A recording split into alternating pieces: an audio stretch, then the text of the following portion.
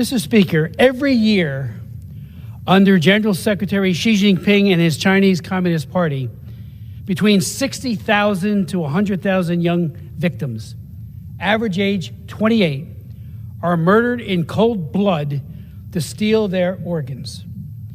These crimes against humanity are unimaginably cruel.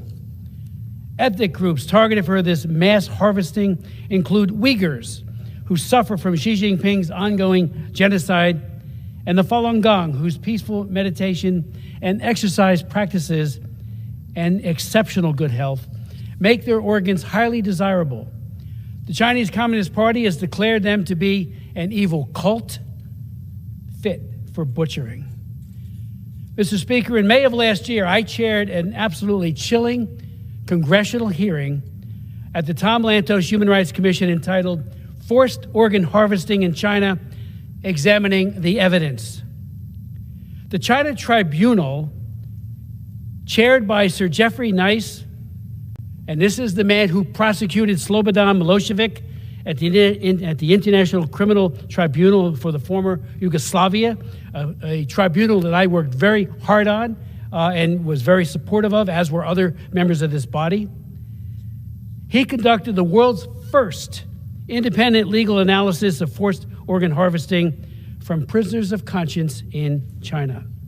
Sir Jeffrey Nice testified at my hearing and said, quote, forced organ harvesting has been committed for years throughout China on a significant scale.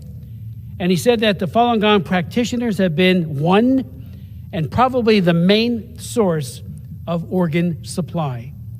He said the Falun Gong and the Uyghurs in the PRC each qualify as a group for purposes of the crime of genocide.